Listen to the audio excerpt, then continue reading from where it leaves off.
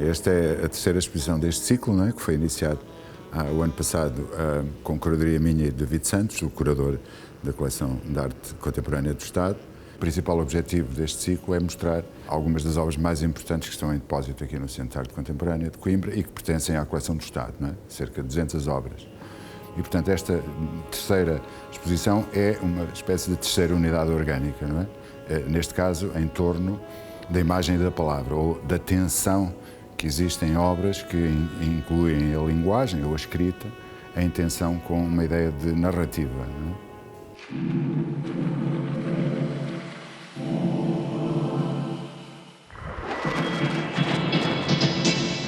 São obras que, de alguma maneira, não têm uma relação pacífica com a história da arte, não é? Porque muitas delas não são pintura pura, não são fotografia pura, não é? E, portanto, a presença da escrita em potência, como por exemplo na obra, numa pintura de Emerenciano, não é? Gesto originário, não é? Que pode dar ou não lugar a uma escrita semantizada, não é? Por exemplo, ou a presença da palavra numa fotografia de João Tabarra. É uma espécie de imagem pós-apocalíptica, por exemplo, até numa pintura de Gerard Burmester, que é uma pintura muitíssimo clássica, do ponto, mesmo até romântica, do ponto de vista da história da arte e da pintura, e que de uma forma disruptiva é colocado um tecido com uma frase retirada de uma obra de Brecht, por exemplo, não é? Essa tensão é muito visível, por exemplo, nesta obra, não é? Queremos ver a pintura, queremos ver, digamos, o gesto pictórico.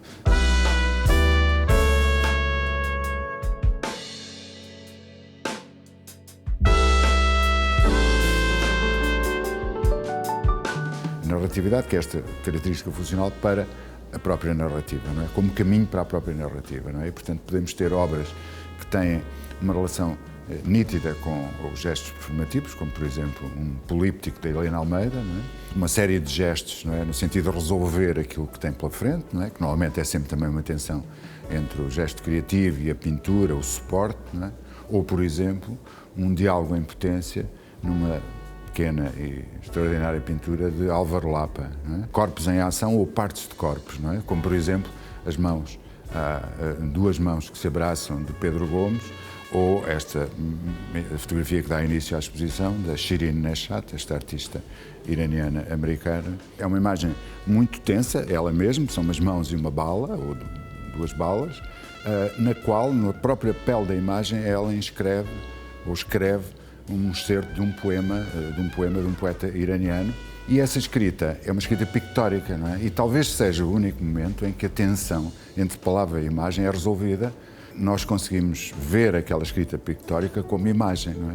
Ao contrário de todas as outras intervenções em que temos uma escrita alfabética, quer seja em português, quer seja em inglês ou quer seja em francês, e, portanto, nesse momento nós nunca conseguimos resolver a tensão, porque nunca conseguimos ler e ver ao mesmo tempo, não é?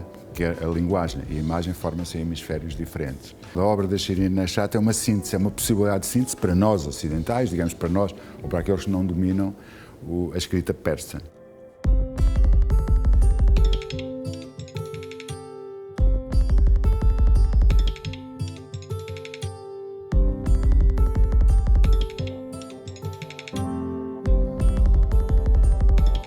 A terceira sala é sempre a sala que faz uma síntese de todo o tema e de toda a exposição, não é? Como, por exemplo, a obra, este díptico que temos aqui do Matt Mullican, não é? Parece uma linguagem, mas simultaneamente também se aproxima de uma escrita geométrica, não é? Ou, por exemplo, esta pintura de Vítor Pires Vieira, não é? De alguma maneira esta palavra interrompe, outra vez, como muitas outras obras, interrompe uma leitura imediata e uma leitura puramente pictórica, não é? E remete-nos para um lugar, noutro país, noutro sítio. Destacaria também outra obra neste terceiro piso, que já é um repetente nestas três exposições, que é a obra de a pintura de João Vieira, descobrimos também uma escrita em potência que nós não reconhecemos imediatamente, ou teremos muita dificuldade em encontrar significado para ela, não é? Que é como se a escrita andasse a voar ou a divagar dentro daqueles sólidos geométricos que a obra tem. O grande desafio curatorial é sermos fiéis ao subtema, não é? Mas pontualmente darmos ao direito e até ao dever de podermos fugir e podemos ter uma leitura menos estrita do conceito curatorial, não é? Porque cada espectador vai projetar nas obras as suas próprias narrativas interiores, não é? E, portanto, aí, digamos, não será tão óbvio, não é?